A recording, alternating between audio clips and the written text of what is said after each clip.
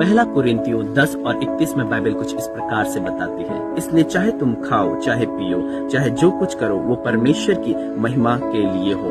ये वचन पूरी दुनिया में मसीह लोगों के बीच एक बहुत लोकप्रिय वचन है और मुझे बताने दीजिए बहुत से लोग इस वचन को अपने जीवन में लागू करने में असफल हो जाते हैं। हो सकता है ये वचन सुनने और देखने में बड़ा साधारण सा लगता है, परंतु एक वचन प्रभावशाली और गहरे संदेश को दर्शाता है।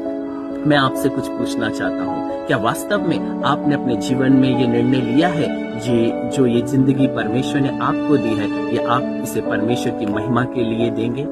मैं आपसे एक बात और पूछना चाहता हूँ, आपको पता है कि परमेश्वर की महिमा के लिए जीवन जीने का अर्थ मात्र केवल यहाँ तक सीमित नहीं है, हर एक इतवार कलीसिया में जाना और कलीसिया के कार्यों में हाथ बटाना, परंतु इसका अर्थ होता है कि अपने जीवन के हर एक जगहों को, अपने जीवन के हर एक क्षेत्रों को आप परमेश्वर की महिमा के लिए सौंप देते हैं, परमेश्वर के अधीन कर देते हैं और जीवन के हर एक क्षेत्रों में परमेश्वर को शामिल करते हैं। ये होता है परमेश्वर की महिमा के लिए जीवन को जीना। बाइबल में प्रियो ऐसे बहुत से उदाहरण हम देखते हैं और जिस बात को दर्शाते हैं कि जिस जीवन के जिस क्षेत्रों को हम परमेश्वर को नहीं देते हैं, उन क्षेत्रों को शैतान हथियार बनाकर हमारे जीवन में नुकसान पहुंचाना चाहता है। मैं आपको आज उत्साहित करना चाहता हूं, जीवन के हर एक क्षेत्रों में आप परमेश्वर को शामिल करने का अभ्यास करें और चाहे फिर वो कैसा भी आपके जीवन के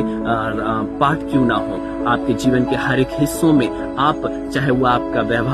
परिवार हो, चाहे वो आपका विवाहिक जीवन हो, चाहे वो आपका व्यापार का जीवन हो, अपने जीवन के हर एक क्षेत्रों में आप परमेश्वर को अधीन करके और परमेश्वर को शामिल करना शुरू कर दें। जब आप ऐसा करेंगे और जब आप इस प्रकार के अभ्यास को करेंगे अपने जीवन में, तो मुझे बताने दीजिए आप अपने जीवन में परमेश्वर की बड़ी आशीषों को देखेंगे और साथ ही साथ शैतान को कोई अवसर नहीं मिलेगा कि वो आपके जीवन को नुकसान पहुंचा सके।